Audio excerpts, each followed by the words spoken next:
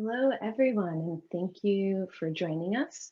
My name is Leslie Funk. I am a Senior Workplace Program Associate at Tanenbaum, and you are here today, as you can see on the screen, for the Religious Diversity Leadership Summit for our session, Women of Faith and Belief in the Workplace.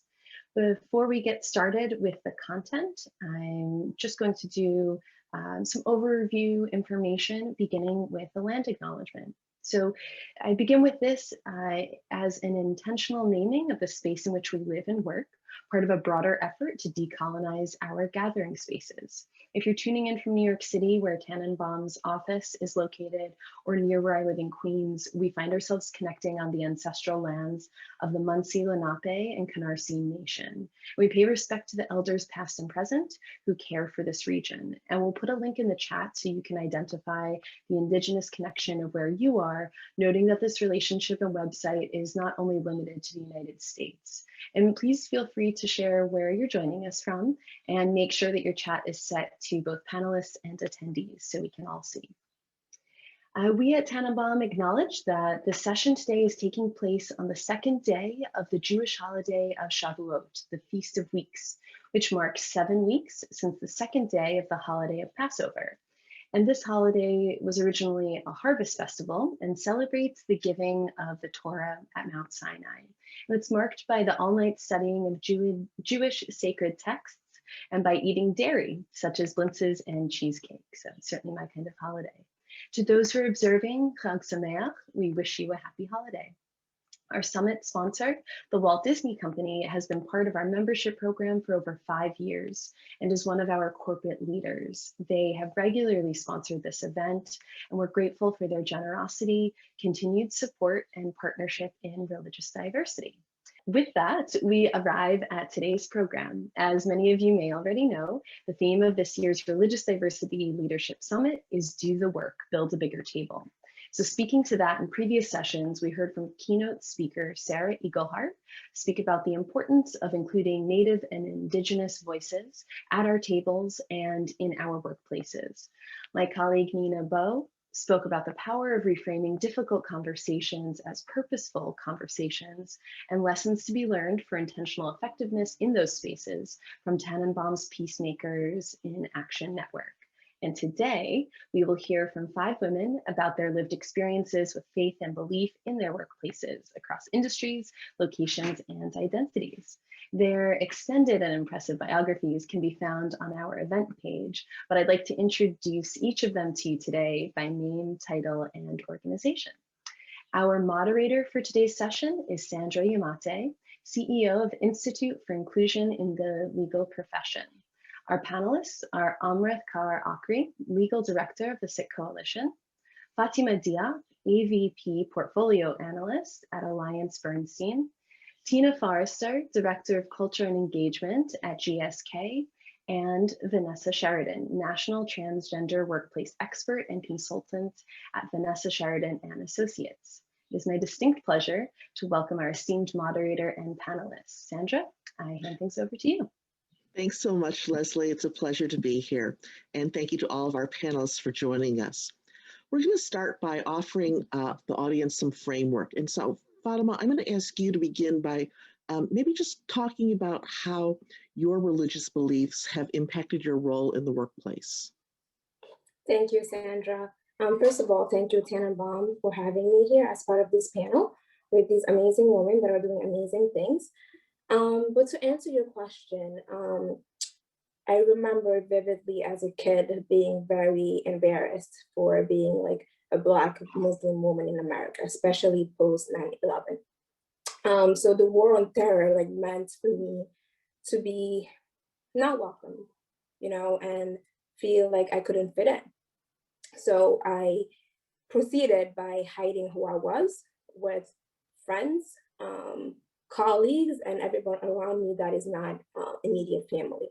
It was really hard because like that was from 9/11, I was what, 13? So that's how I grew up. I grew up not being comfortable in my skin. And I remember vividly when I was a freshman in college at UNCG, I had a roommate because I was living on campus my first year, and I would like get her class schedules and make sure that I would do my prayers before she gets into the room. I will leave class early to make sure that like I could make my prayers, or I would even like go as far as like missing a prayer just because I didn't want to be seen or I didn't want to be outed, right? And a lot of that really changed when I first started working in finance.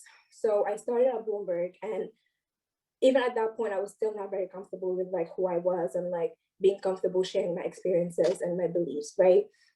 So I remember like a friend of mine it was Eid. I didn't take a time off just because I was afraid to explain that, you know, like it's not on a specific day. Like I don't know which day it's gonna be on because we use a lunar calendar. It was just too much. I was like, I'd rather just show up to work and like miss the whole, you know, like the whole festivities and just like pretend and you know, hide in between. And like one of my colleagues who's now a really, really good friend of mine, who's like super cultured and like well traveled, and came to me on the desk and was like, hey, Eid Mubarak. You know, at that time I was just like taken back. I was like, wait, what am I supposed to do now? Is everybody looking? Is everybody listening to what he's saying? You know, and I guess because of my name, he didn't know, but he already assumed that like, you know, I was Muslim. But it was very weird because at that very moment, I remember hearing the saying that says, you know, anyone that loves you won't stop loving you for who you are, you know, and what you stand for. And anyone who does literally, you know, is not worth your friendship or your love. So I was like, thank you. I really appreciate it. You know, I was still trying to whisper because I was still not very comfortable, but like that was the first step for me to own who I was. And then honestly, the rest is history. And then every time I started, you know, little by little, and then sharing who I was. And then I realized even all of my colleagues were just very interested in like the practices and like what I was doing during Ramadan. And like, I saw like, you know, them being the solidarity between us where like they would fast every Friday with me during Ramadan and I would host iftar in my house, you know? So in the workplace, I try to like make sure that every company I join has a culture where I can be myself, right? So even at AB, I think that is the reason why I was asked to be the co-chair for our interfaith working group, because I've been just very comfortable, you know, at 30, I just feel like, you know, I've done the work, but like I'm comfortable with who I am and I'm ready to share who I am with other people for them to understand, for them to tolerate who I am and tolerate the religion of Islam. So I said all that just to say, you know, it's been a difficult road, but I'm very glad that we are here now today. Thank you. That's incredibly compelling and moving. Tina, what about you? What are you seeing and hearing and experiencing in the workplace? Yeah, I am thankful to be part of this panel. GSK has been a member of Tanenbaum for a long time. I am a new person to GSK and very honored to be representing that relationship with Tanenbaum here. I would like to speak just from my experience at GSK and the topic of building a bigger table. GSK has been, what I've experienced is very focused on empowering employees to build resource groups and connections that are important to them, whether it's our faith-based ERG called Access or any of the other ERGs, Women's Leadership Initiative, Spectrum, which is our LGBTQ+ employee resource group. And GSK has really been leading for, I think, a long time, having employees really bring themselves, bring their identities, like Fatima talked about, show up in the space as who they really are and be honored for that and feel more comfortable as time moves on to be able to have those opportunities to share with their colleagues. And that's been my experience. And that's just been in a year of working with GSK and the employee resource groups. Vanessa or Amrith, do you have any particular personal stories that you want to share to help shape our conversation going forward? I'll just say a quick couple of things. About 20 years ago, I wrote 2 books on the topic of transgender Christian spirituality. Those were pretty pioneering at the time, and writing those books was helpful for me because it sort of forced me to look closely at my own beliefs and my own personal journey. And the process really helped me to realize that if I wanted to reach more people, I also had to go where the people are. And for me, that meant expanding my vision into the business community, because frankly, that's where most grown-up adults, are during the day, and that's where the people are. So I brought my faith and my spirituality with me into that world and have been there for a long time now. In fact, my next two books were about the subject of transgender in the workplace. In any case, my spirituality and my personal faith have continued to inform my ethical and moral platforms. And that in turn impacts my career and my business decisions on a daily basis. I'm self-employed. And so, um, being a person of faith is part of the package as far as I'm concerned. And it directly impacts my interactions with other people on an ongoing basis every day. And Sandra, I guess I'll just add to the conversation that I think so much of what's been a guiding principle for me on a daily basis, both in my personal life and my professional life, is recognizing the intersectionality of all of the different aspects of who I am. That's my gender, that's my religious identity, it's my cultural identity, it's my ethnicity and my race. All of those things have an impact in how I view the world and what my perspective might be. And I think it's really important that I follow whatever my gut instinct is in relation to what that type of intersectionality gives to me in perspective, in how I guide myself in a personal way, and the way I interact with my friends and my family and lead my life and make life choices, as well as in a professional way, in the way that I would interact with clients as a legal director for the Sikh Coalition, or in the way that I would interact with the community that I represent and serve. And so I think that when we're talking about what's important in order to build a bigger table, I think part of that is recognizing there is an intersectionality to who we are as people, and bringing the perspectives of all the different aspects of that identification to that table to build it broader and bigger. In the whole diversity, equity, and inclusion space, certainly there's a lot of attention paid to gender issues and race and ethnicity, sexual orientation and gender identity, even disabilities. But religion as a diversity component, oftentimes, I think a lot of organizations don't know what to do with it. They're afraid of it, and so they end up doing nothing. So Tina, when you're talking about your ERG at GSK, that seems pretty forward and cutting edge. When a lot of organizations probably, whenever our organization has tried to survey on religious diversity, 90% of the answers, we don't know. We have no idea what the religious diversity in the organization looks like. Mm-hmm. So what drives this as an employer, and what drives people's investment in this topic? Because I think a lot of people are comfortable just sort of saying, well, that's such a private, personal matter. We don't need to really talk about it. Yeah. I think when the ERG started, and I have had the pleasure of meeting the founders of the ERG from, I think, 5 or 6 years ago, where it really started was from a deep-centered, faith-based grounding to connect spirituality and faith with what GSK does, which is serve patients.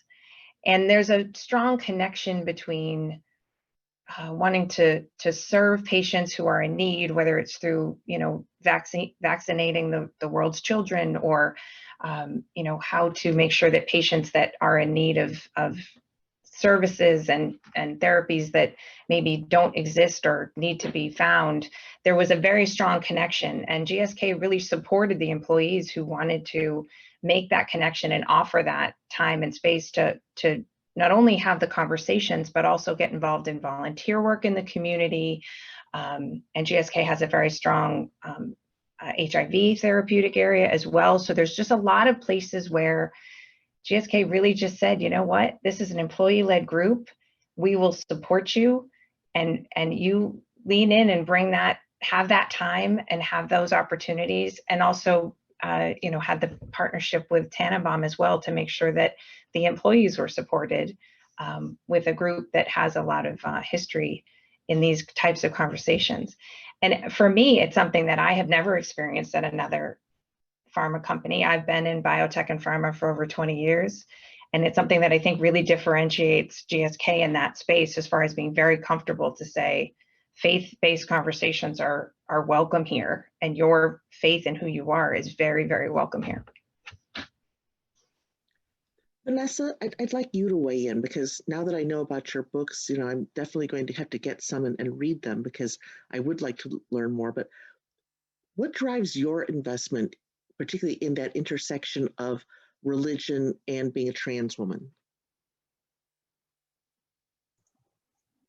I find the paradigm shift that's currently happening, with women in positions of leadership, and then with the intersection of faith and religion there. I find that fascinating, especially given the rigidity of traditional gender roles that continue to permeate and often plague our society in so many ways. I think women are more than capable of being leaders, and the presence of women, in leadership roles, has the potential to help us reshape some social systems and their accompanying paradigms. I personally have tried to be sort of a living example of that potential for change as best I can, despite my own plentiful shortcomings and limitations. And I've always felt that in my line of work, the messenger sort of is the message, to a great degree. And with all that being said, we've obviously got a long way to go before women are universally perceived and accepted, unequivocally as being equal to men when it comes to social and systemic leadership. And I think when that combines with the intersection of faith and religion, that paradigm starts to shift. And as that paradigm shifts, society struggles to come to grips with these notions. I think it's inevitable that sooner or later, and I hope sooner, that the integration of those different elements will be viewed as the natural order of things. Although we've got a long way to go. I hope that that's at least somewhat relevant to your question. And as a trans person, I find myself looking in from the outside, sometimes from the margins. But I will say this: the view from the margins usually tends to be a lot more interesting than the view from the center. And so with that view come unique perspectives and unique opportunities for creating change. And as a person of faith and as a transgender person, I find that combination to be at least somewhat unique. And I believe I can bring that to the table and, hopefully help change the discussion to a certain degree. And that's been something I've observed in my time in the workplace and in my personal journey. Have you had to deal with people who challenged your ability to be both a trans woman and a person of faith? Oh, sure. And fortunately, I'm relatively well equipped to respond to things like that. When people challenge me directly, I'll usually ask them, where that's coming from and what that's all about. And and in the end, we usually find out that the problem isn't me, but perhaps their own misunderstanding or their own biases or whatever they may be. But yeah, that's happened. And I realize that it sort of comes with the territory. If you're going to be openly trans and also be a person of faith, at some point, people are going to challenge that from both sides. And that's just something you have to be prepared and equipped to deal with, and I try to do that. Amrith, you talked a little bit earlier about that intersectionality between being a woman and a woman of faith. But can you expand upon that a little bit more? Because you actually have a really interesting job where religion has it permeates the work that you do and your the organization for which you work. Tell us a little bit about how that maybe has been relevant to your own career and your workplace experiences. Yeah, as a legal director, the lawyers that I work with and we focus on religious rights cases. And so a lot of that has to do with religious discrimination in the workplace.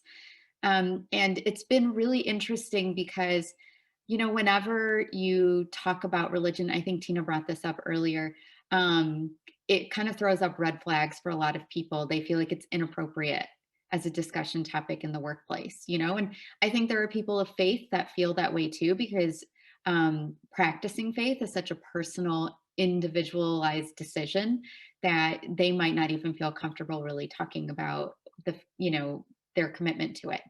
But in the US, under our system of laws, part of being able to freely exercise your religious beliefs means that you can talk about your beliefs and your practice systems. You just can't proselytize and try and convert people in the workplace. But, being able to talk about your values and your exercise of faith is a right that you have. It's protected. And where I see that intersect is, as a woman of faith, I'm a member of the Sikh faith, and then also representing the Sikh community in religious rights cases. There's definitely, an intersection of where do I lie on the spectrum of my faith practice versus the client community that I may represent. I'm just not as observant in some ways, in some of the really identifiable ways pertaining to, maintaining articles of faith and those kinds of things and certain religious practices, as many of my clients are. So often, I wouldn't call it a struggle because I'm obligated to represent my clients in their best interest. But, often I will encounter a case or a situation where something's happened. And, for my faith practice, I don't really think it's a big deal. It's not something that would bother me. Right. But I have a client and a commitment to represent this client, and what's happened to them because of where they are on that spectrum of practice, it's a really big deal. And I have to make sure that each and every single time I'm fighting for somebody's rights, I'm doing it with an eye towards how would somebody who is on the very furthest, conservative, observant end of faith practice feel about this. Because if I can get rights for that person, then everybody else that falls anywhere else on the spectrum, such as myself, will have access to those rights. So I think being a woman of faith and also working in a religious rights space really forces me to sort of come to the table of respecting people on all ends of the spectrum and really helping, myself and the people that I understand or that I represent to sort of like come to a common ground and an understanding of acceptance and, understanding that people do practice their faith across the spectrum. And how do you recognize and appreciate what that tapestry of free exercise really brings to the table in your workplace, in your communities, and, in sort of establishing a certain level of cultural competence in the people that surround you to try and get everybody to understand that we have, these rights, and we should be permitted to establish these rights and move forward with the rights that we have. So I think, just that's a long way of answering your question to say, as somebody who is on one end of the spectrum and constantly fighting for the rights of people on the other end of the spectrum, it's really put me in a place of just complete awe and respect and, being able to understand that everybody just has a different way of looking at life and of practicing their lifestyle, and that their individual pathways are going to get us all to the same place one way or another, and, really eliciting a level of respect. I think that's so true. So Fatima, let me turn to you now. Religion maybe doesn't play such a big role in your day-to-day work, but if you're in an organization that maybe isn't quite as progressive as Tina's, where there's actually a support network for people who might be part of religious minorities, what do you do? Do you have to deny that sense of a religious identity and faith? Or how do you make it so that it's relevant to your career and workplace? Yes, so I'm done denying anything. So like I said earlier, I'm done hiding. Because like we all said this, religion is part of who we are, right? Whether we believe in something or we have no faith, right? It doesn't matter, but that's just part of who we are. And I've realized that as I'm comfortable sharing my experiences, my traditions, my culture, and my religious beliefs, I perform better at work because I'm more comfortable. I want to stay there. It's a way for employers to actually retain talent, to make sure that every single voice is heard, right? Again, like I'm not saying like the whole day needs to be about your religion, but being comfortable asking for, halal food, kosher food, being comfortable asking for time off and feeling that it's okay. And then your manager or whoever it is that you report to feels okay letting you take that time off or letting you practice what you need to practice. Like we talked about earlier with you guys, that we opening an office in Nashville, right? And that entire office, we're building it from the ground up. And we're going to be having prayer rooms.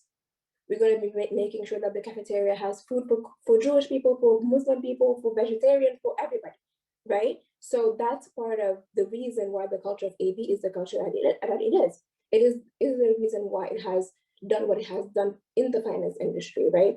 So for me, it's like if I am in a company where I feel like I'm not comfortable, I'm not allowed, to bring my full self to work, at that point, I don't think I can stay there. I don't think I'm going to enjoy the work I'm doing. I don't think that I'm going to perform to my best abilities. And I don't really see, I don't really see the point. And then depending on like the culture and environment that you're in, if you feel like these people just don't know, but are open to the conversation, it's a different thing. Try to have that conversation with the D&I team and see like what they think about that, right? Because for example, AB doesn't have an ERG for interfaith, but we do have an interfaith working group that started a year and a half ago that we're planning on making an ERG this year. But it was we needed to know what the traction was. We needed to know if people are interested in like having a group that is centered around religion or no religion, right? So those conversations needs to be had. And then you have to also be comfortable or like make sure that you have a network. Again, we're talking about having people at the table. We need to make sure that that table has people that represents us, whether it's race, gender, religion, anything. But we definitely need to start those conversations. I know it can be hard, it can be difficult, but like we're not going to see progress without this conversation. Is it unduly burdensome if I am, let's say, a relatively experienced HR professional, but I'm really good on gender. Maybe I'm okay on race and disabilities. Maybe I'm learning about LGBTQ plus, but religious diversity is still maybe outside my area of comfort. Is it okay for me to ask these questions until we get some kind of an ERG formed, or is it really just on me? Is it incumbent on me to go out and try to educate myself, Googling whatever I can to try to pick it up? I think it's both, right? If you feel in anything, right, whether we're talking about religious belief, but anything in life, if you don't feel equipped to do that, make sure you go get the knowledge, but also make sure you ask for help. Again, we're talking about having a bigger table. If we have a bigger table, we have a diverse enough table that represent each one of us. Whether it's sexual orientation, whether it's gender, whether it's religion, we need to make sure that table is big enough that we have a voice that's there that represents us, right? If you're in HR and like I come to you and tell you, hey, like, I don't feel heard, like I want to make sure that how do I put in a request to get kosher food, right? And then you're just very like clueless, but feel free to like tell me, hey, I don't know much about this. We never really done this. I never got this request before, but I'm willing to learn. Why is this important to you? Why is this food important to you? How does that impact your day-to-day work? Is there anybody I can bring into this conversation that can help us navigate this? Do you think other people will be interested in having this? The questions need to be asked. We're not saying like everybody needs to have the answers, but definitely I feel like we should have like a group that can be able to represent all of us.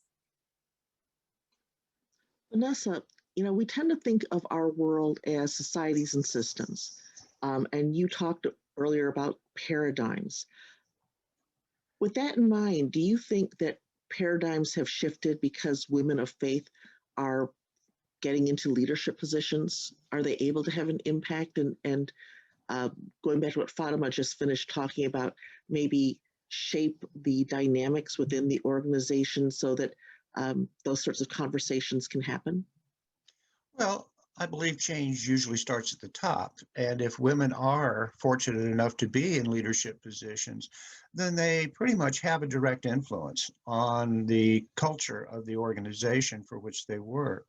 So I think that's a great opportunity for women in those positions to have a significant impact on how people, behave in the workplace, what the expectations might be, that sort of thing. What behaviors are like within a workplace context.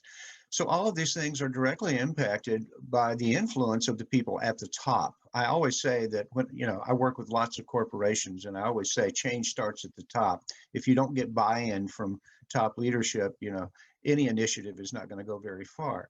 So what we have to do, I think, is when we see women in leadership positions, particularly women of faith, is hope and certainly suggest that they use the leverage of that fortunate position to be able to engender positive change within the organization and its people.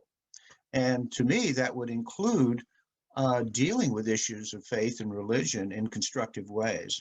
So yeah, I think that women in leadership positions have a great opportunity in front of them, and it's really up to them as to how they're going to recognize and hopefully deal in constructive ways with that opportunity. During this last year and a half, with the pandemic and Black Lives Matter and Stop Asian Hate and a host of other social justice movements that have been going on, do you find that being women of faith, has the workplace shifted for you?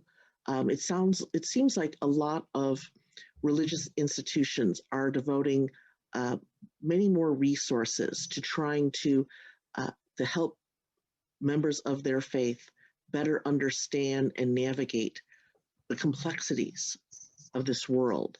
What are all of you finding? Tina, maybe we'll start with you. Yeah, it's interesting. I'm reflecting a little bit on what Fatima and Vanessa were talking about regarding the space in a workplace to be open and talking about your faith, and having, because I represent HR, having HR sort of lean in and learn a lot. I am a woman of seeking faith. I'm not a woman of a real firm hold on either the faith that I was raised in or the faith that I've been gaining more knowledge about. But I will say that COVID has definitely affected, at least me personally, my experience with either having faith or not having faith. I've seen a lot of my colleagues that have been leveraging their faith relationships and communities in a way during COVID that has made me a little bit envious, because I see a community that they have that's outside their work community and their family community that was a place of refuge and a place of support that I really don't have at the moment. And that's okay. It was just an eye-opening thing for me. I think that's what I can share, at least in that space. Amrith, what do you think?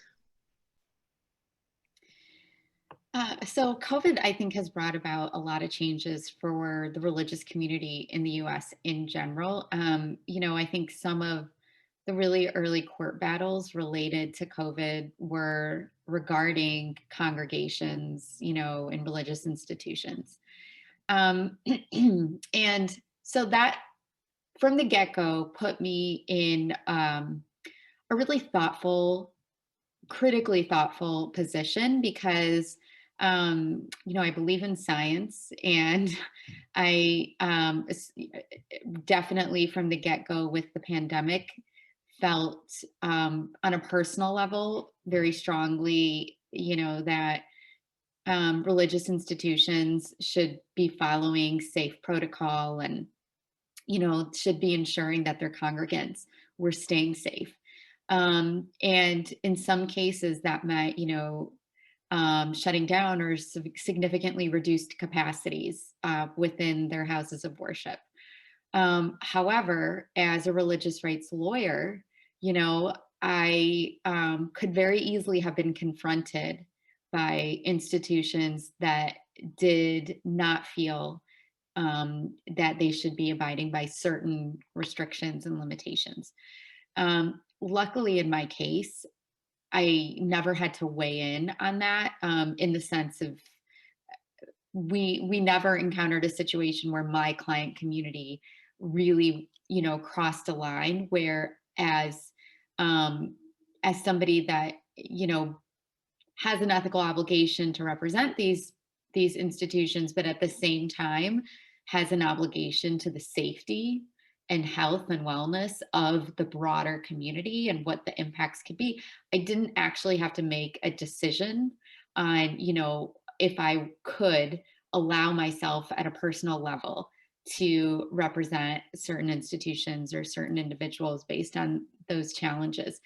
But I thought about it, and it really, brought me to a place of trying to reconcile the way I fight for the rights of people to practice religion in the manner that they see fit on a daily basis.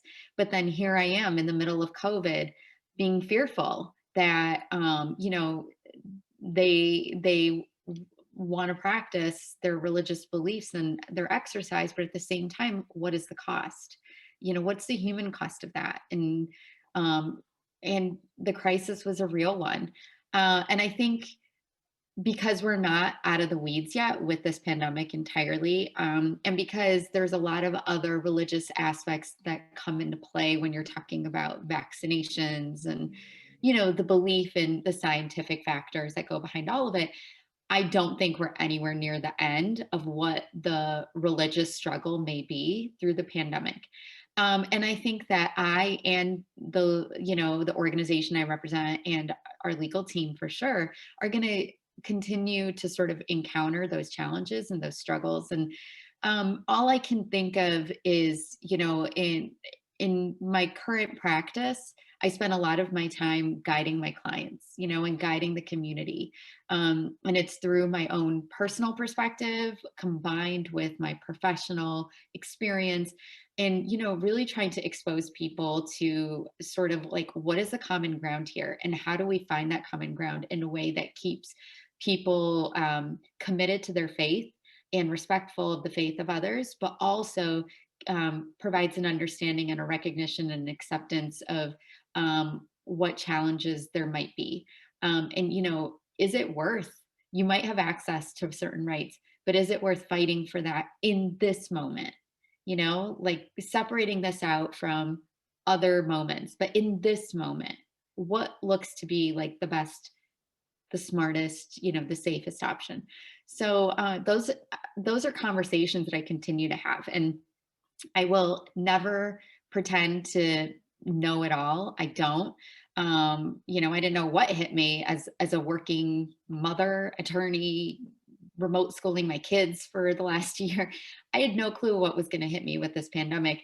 And I still don't know how it's all going to resolve itself at the end of the day. But I do know that I'm much more equipped in having dealt with this on a personal level as well as a professional level now to help sort of guide the community that I represent through that process. And I really hope that, all of us in whatever communities or organizations or institutions we represent can sort of bring that perspective to the table and continue to have these dialogues, because the one thing that I don't want to see is a complete shutdown of that discussion and that dialogue. I think that's completely unproductive. So as long as we can keep the conversation going, I think that's what counts.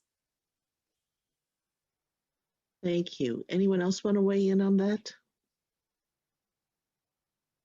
If I may, I'll just share a couple of quick thoughts.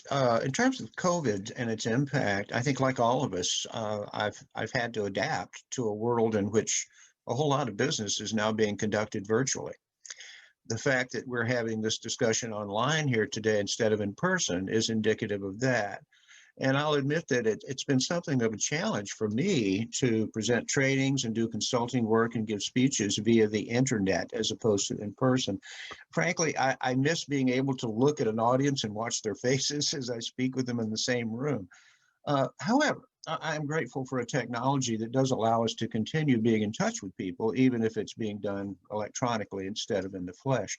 So in my trainings, for example, I'm often called upon to respond to issues such as the conflict that can potentially arise between traditional religious teachings and the growing presence and visibility of transgender people in the workplace. That's a relatively common occurrence for me. And to be honest, that concern is usually easier to address in person than on a computer screen, but astoundingly enough to me, and this is something that just continues to floor me, some segments of our society seem to value ignorance about issues like the transgender phenomenon.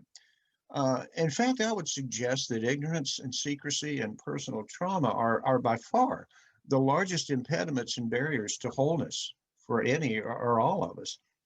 Nevertheless, I do try to bring my own spirituality to bear in those situations and let people know that I'm coming from a place of genuine spiritual concern for their well-being, regardless of which side they're on in the discussion. And that usually helps to lower the tension somewhat and often can create a safe space in which people can struggle with these very real issues.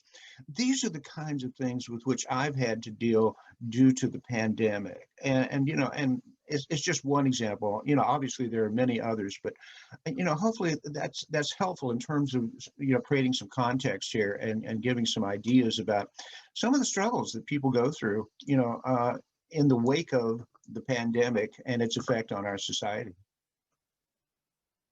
So our theme today is on building a bigger table, and I'm curious. Are you seeing efforts to build a bigger table, and how? And how do we build a bigger table that doesn't alienate people from, let's say, who've been more involved in some of these religious and gender diversity issues versus people who are newer to it? How do we build a bigger table when some people are coming to it with a faith that is rooted very deeply in an idea of, let's say, supremacy over other types of religions? How do you build a bigger table and make people feel included and empowered so they can also still be productive? And because, again, as Leslie Funk reminded us this morning, we're trying to emphasize the way people act, not really what they believe necessarily. Tina, you want to start?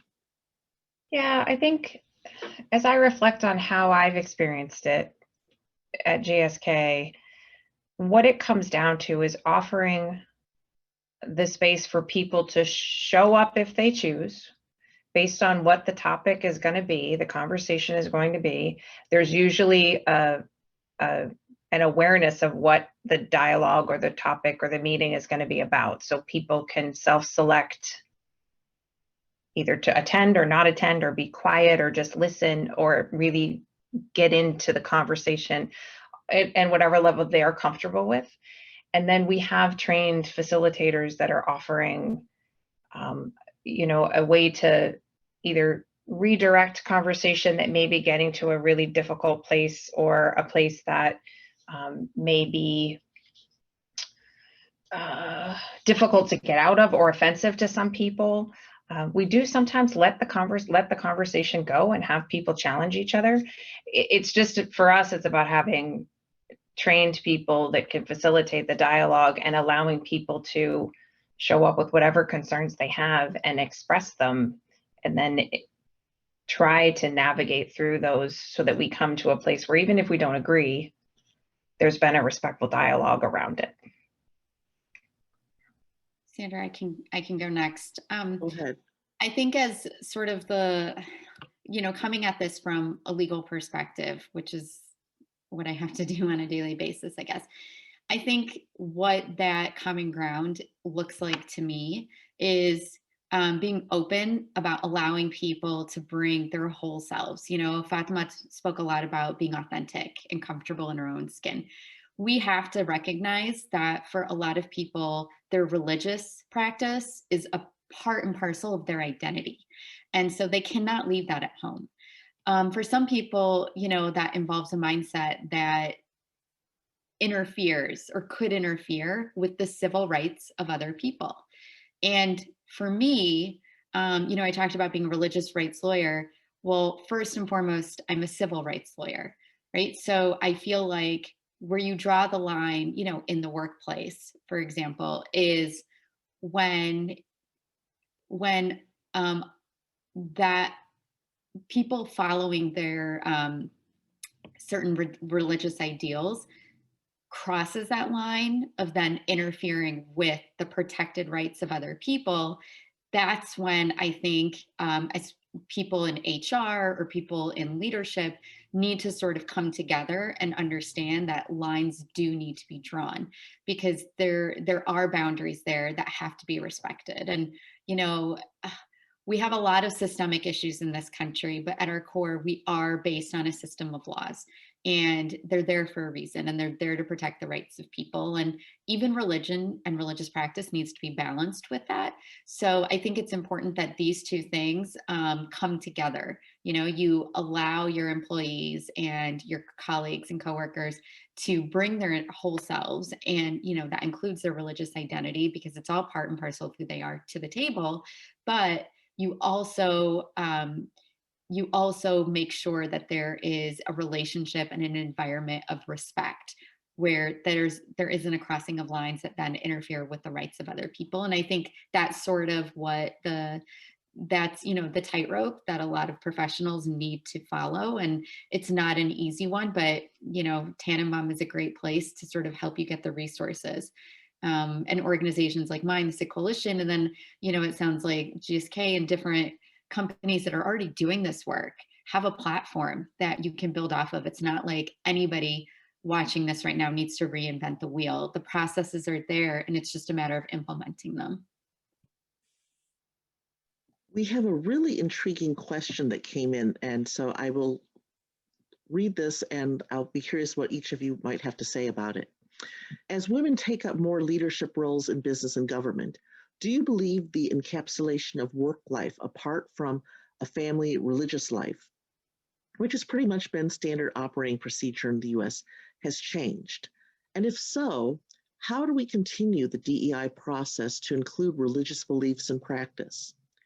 And with women, particularly women of faith, but also including atheist women, with women generally seeming to be to present a more holistic view of being in the workplace, when should one bring up faith as part of a diversity inclusion effort with bosses? Tina, I'm going to ask you to start. Yeah, I think any time is a good time to talk to your manager or talk to your team and say, this is how I'm experiencing this situation. This is who I am as a woman of faith or a woman of no faith.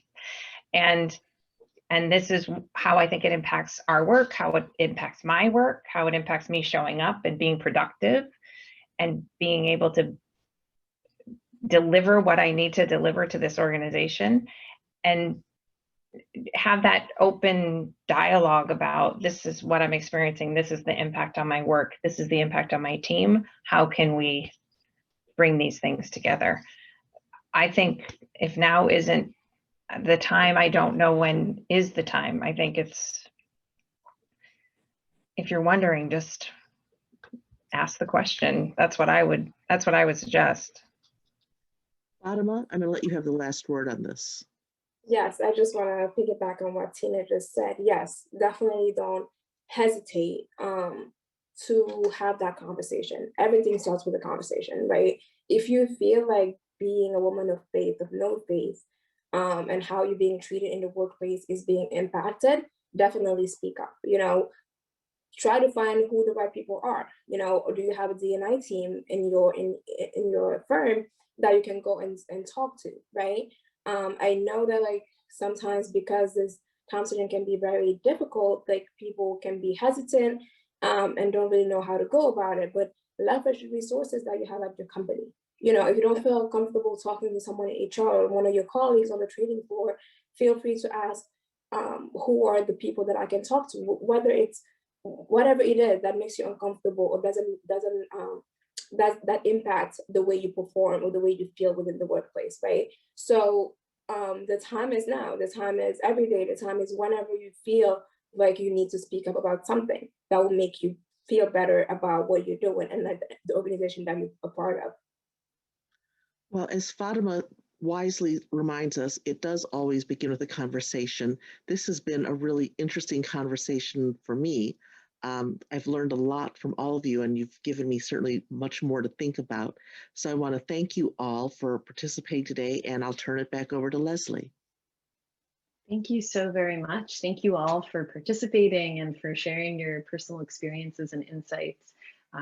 They were fascinating to me, and I was involved with the prep for it, so I can only imagine how much everyone else has enjoyed hearing your words of wisdom. So I do just want to end with a little bit of information about our upcoming session. But before I do that, I'd be remiss not to say that Nina, I believe, is sharing in the chat a link for the evaluation for today's session.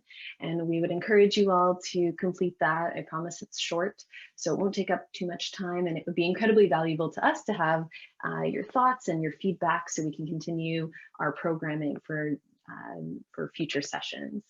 And we hope that you'll join us for next Tuesday's session. Our friends from Pew Research Center will be joining us to share the latest information and data on religious diversity and more.